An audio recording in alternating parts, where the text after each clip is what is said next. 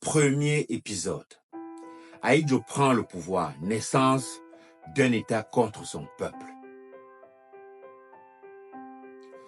Chères toutes, chers tous, bonjour, bonsoir.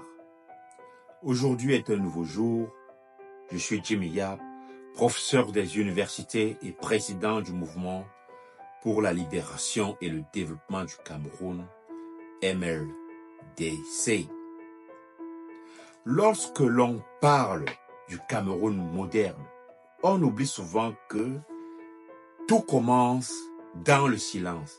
Un silence lourd, un silence structuré, un silence calculé. Ce silence, c'est celui qui entoure la montée au pouvoir d'un homme, Amadou Ahidjo. Nous sommes en mai 1957.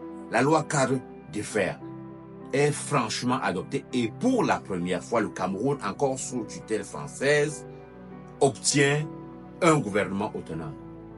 Le nom que la France pousse discrètement vers la tête de l'exécutif, c'est celui d'un homme formé dans l'administration coloniale, loyal, réservé, méthodique, Amadou Ahidjo. Mais la véritable bascule a eu lieu en février 1958. Ahidjo devient premier ministre du Cameroun sous tutelle française. Dès cet instant, le projet de l'État postcolonial camerounais est perverti à sa racine. Car cet État, il n'est pas pensé pour libérer. Il n'est pas construit pour rendre le pouvoir au peuple. Il est façonné pour contenir, neutraliser, dominer. Et ce n'est pas une figure de style. Les archives françaises en témoignent. Dans une note confidentielle de Pierre Mesmer, alors haut-commissaire de la République française à Yaoundé, datée de 1958, on peut lire, je le cite, « Le Cameroun ne pourra accéder à une stabilité durable qu'à la condition de neutraliser l'agitation upéciste et de confier les leviers du pouvoir à des hommes sûrs, loyaux envers la France. » Fin de citation. Ces hommes sûrs, c'est Amadou Ahidjo et son réseau. Mais quel est le prix de cette loyauté?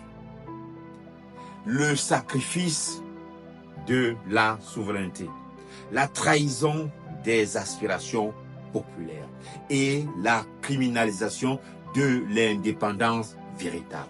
Pendant qu'Ahidjo consolide son pouvoir sous l'œil bienveillant de l'administration française, le Cameroun rural brûle.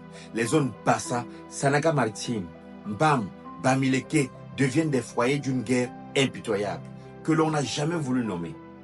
La guerre de libération. Et pendant que le premier ministre Ahidjo s'installe dans les salons du pouvoir, les maquisards tombent dans les forêts. Pendant qu'il signe les accords avec Paris, les villages sont bombardés par l'armée française. Pendant qu'il parle d'unité, les voix des indépendantistes sont réduites au silence dès le départ.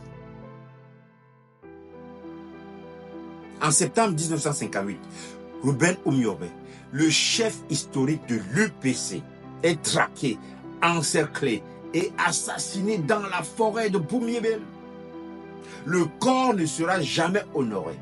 Son nom interdit dans les discours officiels pendant près de 30 ans. Son crime, avoir exigé l'indépendance réelle, immédiate et sans condition. Ahidjo, lui, restera silencieux. Jamais il ne condamnera la mort d'Oumiobe. Jamais il ne protestera contre la brutalité coloniale. Au contraire, il entérine les accords avec Paris. Il déclare la guerre à ceux qui, eux, portaient la voix du peuple. Dès lors, le pouvoir d'Ahidjo ne s'inscrit pas dans la souveraineté populaire. Il s'ancre dans la logique d'un état de sécurité, de centralisation, de connivence post-coloniale.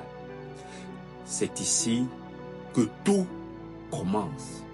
Pas avec la Constitution, pas avec les élections, mais avec une capture originelle du pouvoir sous tutelle contre les aspirations populaires dans un climat de peur, de violence et d'assassinat.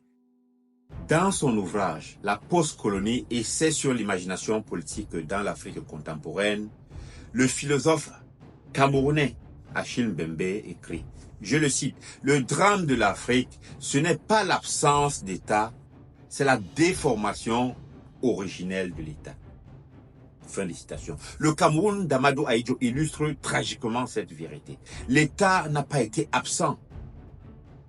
Il a été là, mais contre les intérêts du peuple, contre son propre peuple. À la fin des fins, l'arrivée au pouvoir d'Ahidjo n'est pas un événement administratif, c'est un tournant fatal.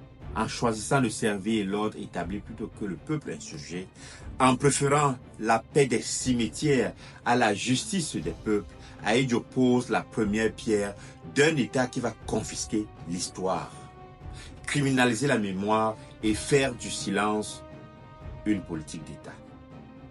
Dans les épisodes suivants, nous verrons comment ce pouvoir se consolide par la violence, l'unicité politique, la mémoire effacée et la dépendance économique. Mais n'oubliez jamais, tout a commencé ici, en 1958, quand Ahidjo a pris le pouvoir et que l'État a tourné le dos à son peuple.